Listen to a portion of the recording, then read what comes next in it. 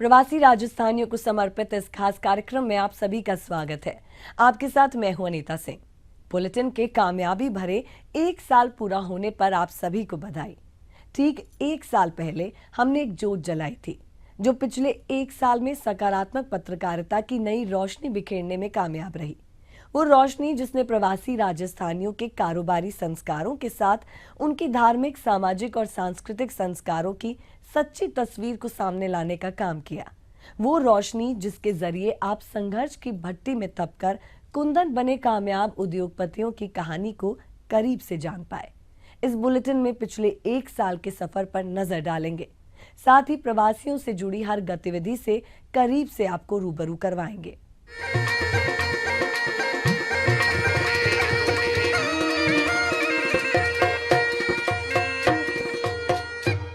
मरुधरा के लाल दुनिया के जिस भी कोने में गए हैं, अपनी मेहनत और ईमानदारी की बदौलत नई बुलंदियां छुई है।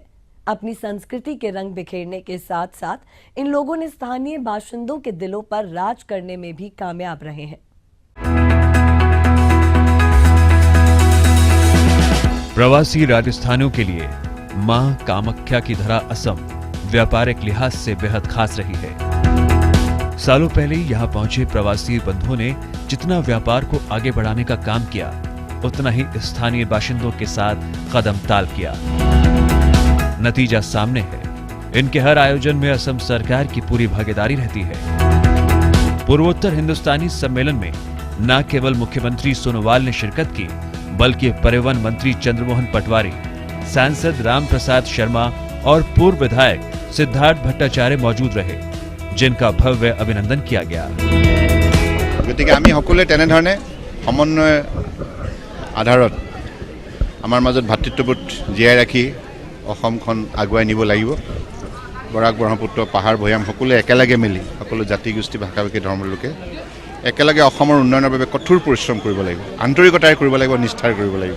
ये हिंदुस्तान पूर्वोत्तर का प्रोग्राम था, हिंदी भाषी का। बड़ा सीएम साहब ने बहुत ही अच्छा यहाँ में प्रोग्राम में सबको एक हिम्मत दिया, लोगों को जोड़ने का कोशिश किया। समारोह में सत्यम ग्रुप ऑफ इंडस्ट्रीज के चेयरमैन रतन शर्मा, उद्योगपति कैलाश लोहिया सहित राजस्थानी समाज की दर्जनों संस्थाओं के प्रतिनिधियों ने हिस्सा लिया और मौजूदा सरकार से व्यापारिक हितों पर चर्चा की।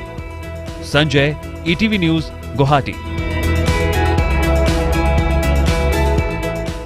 देश के हर हिस्से में कारोबारी कामयाबी हासिल करते हमारे प्रवासी बंधु आज भी राजस्थानी संस्कारों के सच्चे पोषक बने हैं। इनका हर आयोजन मरुधरा के रंग बिखेरने वाला ही होता है। गुवाहाटी में मारवाड़ी युवा मंच के समारोह में खास रंगत देखने को मिली, आप भी देखिए।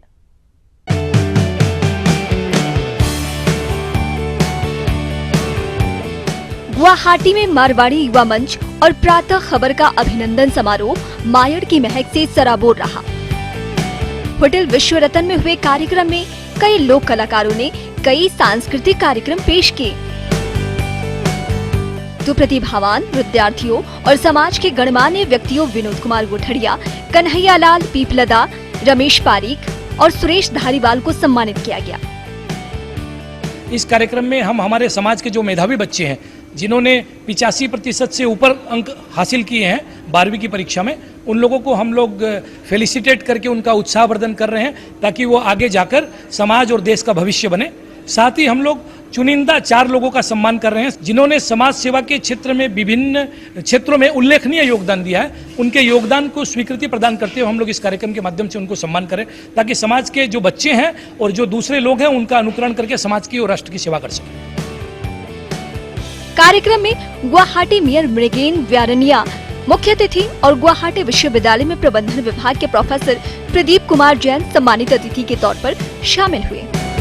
समारोह में उद्योगपति रतन शर्मा, मारवाड़ी युवा मंच के अध्यक्ष राजू चौडरिया और वरिष्ठ पत्रकार चंद्र प्रकाश शर्मा सहित बड़ी तादाद में प्रवासी राजस्थानी बंधु मौजूद रहे। ETV news, Guwahati. कुछ बड़ा करने की तमन्ना और समाज को कुछ देने की चाहत प्रवासी राजस्थानियों में हमेशा से देखने को मिलती है। अखिल भारतीय मारवाड़ी युवा मंच के जरिए प्रवासी बंधु समाज सेवा का नया कीर्तिमान बना रहे हैं। आप भी देखिए हमारी ये खास रिपोर्ट।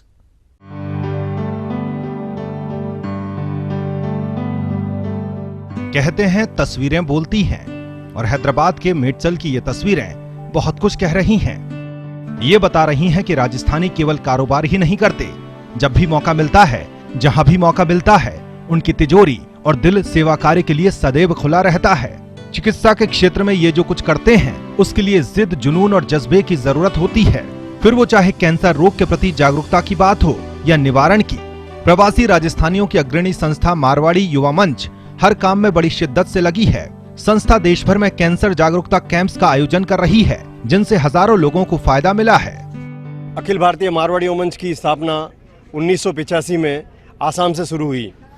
आसाम में काफ़ी शाखाएं खोलने के बाद में महसूस हुआ कि इसे अखिल भारतीय का स्वरूप देना चाहिए, तो ये अखिल भारतीय स्वरूप में जो है तेलंगाना में भी 1985 में पहुंच गया।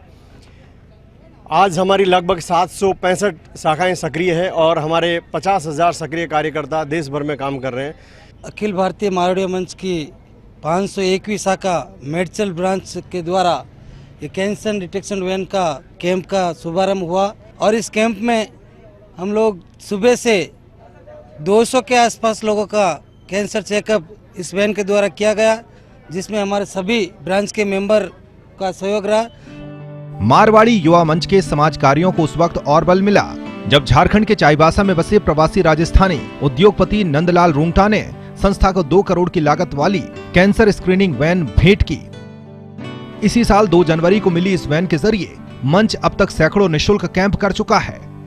ये कैंसर जागरूकता शिविर के अंतर्गत आज हमारा ये तेलंगाना आंध्र प्रदेश के अंदर 23वां कैंप है, और इसको सुचारू रूप से जो संचालन हो रहा है उसमें जनता का भी हमारे को सहयोग मिल रहा है, सरकारी सहयोग भी मिल रहा है। दूसरी ओर कैंसर के प्रति जागरूक करना हमारा जो मुख्य उद्देश्य है, उसमें हम काफ़ी हद तक सफल रहे हैं। अपने कारोबार के साथ समाज सेवा राजस्थानियों के संस्कारों में शामिल है, फिर वो जन्मभूमि मरुधरा के लिए हो या कर्म भूमि के लिए। देश भर में मारवाड़ी युवा मंच का ये प्रयास भी उसी को चरितार्थ कर रहा है। चाईबासा से उपेंद्र गुप्ता के साथ मुकेश सैनी, ईटीवी न्यूज, हैदराबाद।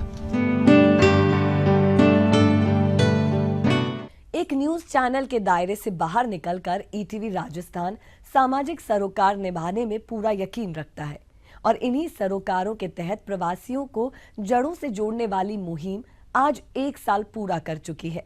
1 साल पहले ईटीवी राजस्थान पर प्रवासी न्यूज का आगाज हुआ था, और आज 1 साल बाद हम देखते हैं कि हमारी एक कोशिश प्रवासियों को जड़ों से जोड़ने और उनकी आवाज बुलंद करने में कामयाब रही है।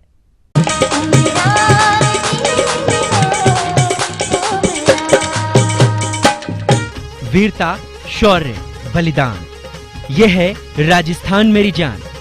इतिहास गवाह है, मरुधरा के सपूतों ने वक्त के खांचों से निकलकर दुनिया में परचम लहराया है। भले ही जमाना कलम से कंप्यूटर पर आ टिका हो, लेकिन प्रवासी राजस्थानियों के बीच सामाजिक, धार्मिक और सांस्कृतिक संस्कारों की पालना उसी शिद्दत से होती है।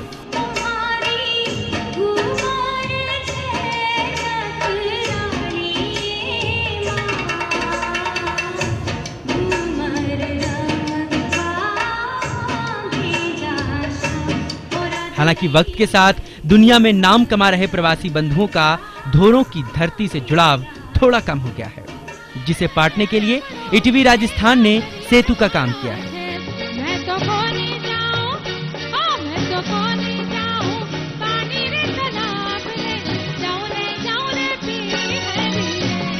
ETV news network head Jagdish Chandra ने 1 साल पहले प्रवासी बंधुओं की आवाज को बुलंद करने और उनकी जड़ों को जोड़ने के मकसद से प्रवासी न्यूज का आगाज किया।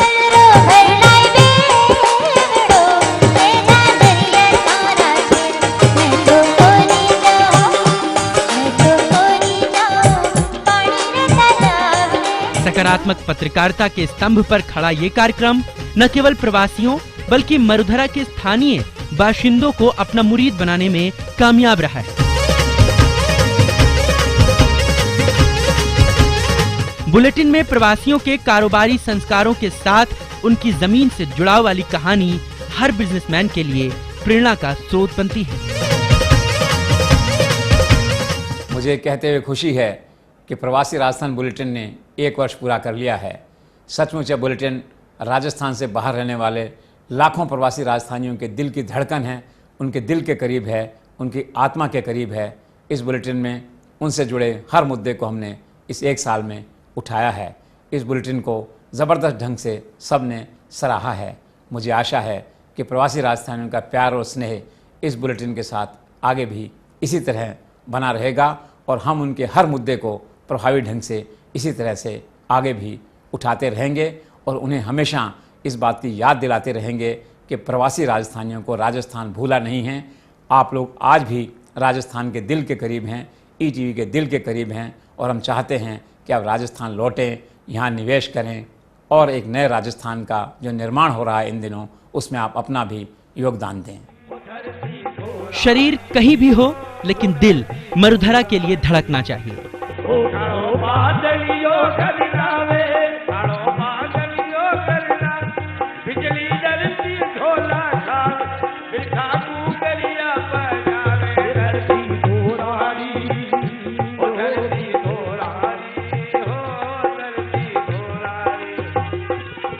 और इसी कोशिश में ईटीवी ने प्रवासी राजस्थानियों को एक और तोहफा दिया है, जिसका नाम है प्रवासी राजस्थानी सम्मेलन, जो भव्यता और मायड़ की मिठास के चलते बेहद खास रहा।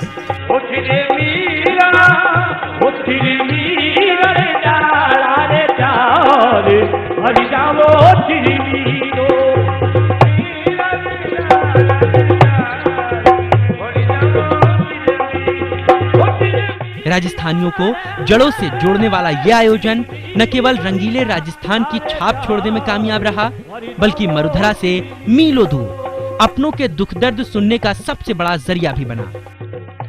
आगाज अहमदाबाद से हुआ, जहां अपार सफलता और प्रवासियों के प्रेम से उत्साहित ईटीवी टीम ने सूरत, चेन्नई, बेंगलुरु, मुंबई, पुणे और गुवाहाटी में सम्मेलनों का आयोजन किया।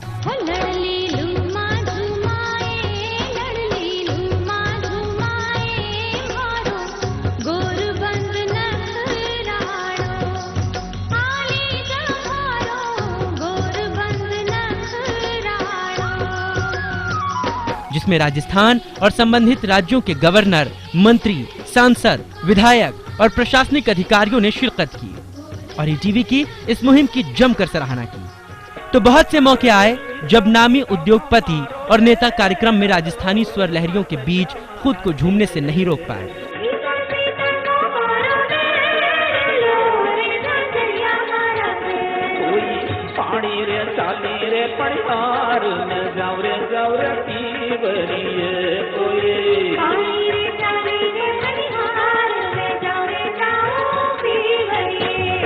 देश के 7 शहरों में भव्य आयोजनों के बाद अब ईटीवी की कोलकाता और हैदराबाद सहित दूसरे शहरों में सम्मेलन का आयोजन करेगा। Bureau report, ETV news.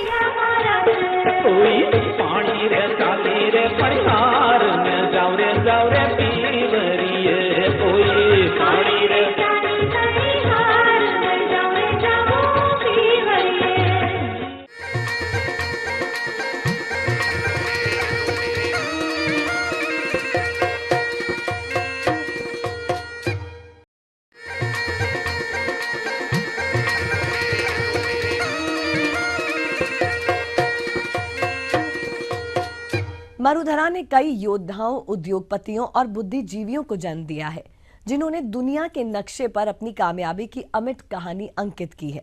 इस धरा से कारोबार के सिलसिले में निकले लोगों ने न केवल राजस्थान की आन बान शान को कायम रखा, बल्कि कामयाबी के कई कीर्तिमान तय किए। अहमदाबाद में झंडे गाड़ रहे किशनदास अग्रवाल की कहानी भी कुछ ऐसी ही है, आप भी देखिए।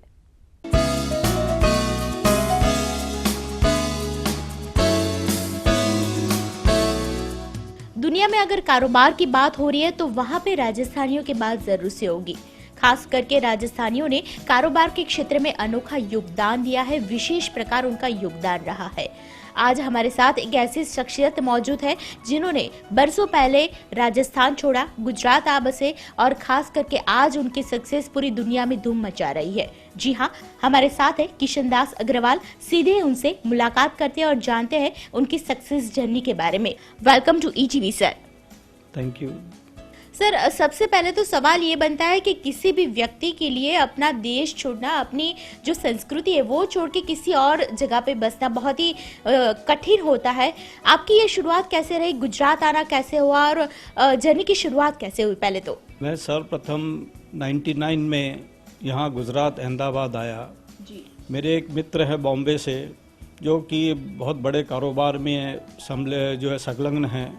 उन्होंने यहाँ प्राइवेट सी पोर्ट उमरगांव में, वलसाड़ से आगे जो उमरगांव है वहाँ पर एक सी पोर्ट डेवलपमेंट करने के लिए मुझे यहाँ लाए और हम लोगों ने उस कार्य को आगे बढ़ाने के लिए सरकार से और प्रशासन से जो है सहयोग लिया और किन्हीं कारणवश वो प्राइवेट सी पोर्ट जो है डेवलप नहीं हो पाया, चाहे राजनीतिक कारण रहे हों और लोकल और सामाजिक इशू भी बहुत खड़े हो गए थे उस समय। तो उस समय जो है हम लोगों ने जो है उसको करीब 2001 में वो कार्य को बंद कर दिया गया। बंद करने के बाद में तो राजस्थान तो जा नहीं सकते थे वापस जयपुर, तो यहाँ पर अपने दिमाग से और सहयोग से राजस्थानी लोगों के एक व्यवसाय आरंभ किया, जैसे कि फार्मा का जो बल्क ड्रग्स और केमिकल्स होती है उसकी एजेंसी हमने ली और वो एजेंसी के साथ मैंने अपना कारोबार शुरुआत किया। कारोबार की शुरुआत जैसे कि आपने बताया कि हो चुकी थी, लेकिन जो फर्स्ट अचीवमेंट था वो फर्स्ट अचीवमेंट कैसे रहा सर? 99 से 2001 तक तो मैं अपने यहाँ पर एक मित्र हैं उनके यहाँ किराए के मकान में रहता था बंगले पर गांधीनगर में, और मुझे जब एजेंसी मिली और मैं अपने कारोबार को मैंने शुरुआत किया तो मुझे काफ़ी दिक्कतों का सामना करना पड़ा। बहुत सी समस्याएं आई, फंड्स की आई, सहयोग की आई। यहाँ मैं किसी को नहीं जानता था, तो यहाँ पर जो मेरे एक दो मित्र थे उन्होंने उसमें मुझे बहुत सहयोग किया। ये बात तो है कि राजस्थानियों का जो त्योहार है, जो खाने का लजीज है, पहनावे भी है, तो खास करके सर राजस्थान को कितना मिस करते हो गुजरात में रहकर? ये आपने बहुत अच्छा प्रश्न किया है, मेरे मन की बात ले ली, क्योंकि राजस्थानियों का पहनावा एक अलग ही होता है, अलग ही पहचान होती है। इसमें आदमी की जो पहनावा होता है वो कुछ गुजरातियों के लोगों से, गुजराती कल्चर से मिलता जुलता है।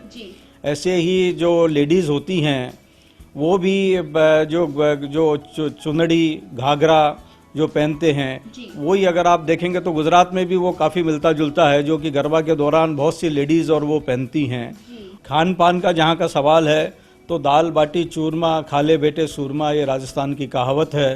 तो और यहाँ पर भी गुजरात में भी बहुत प्रसिद्ध है, हर आदमी दाल बाटी चूरमा पसंद करता है।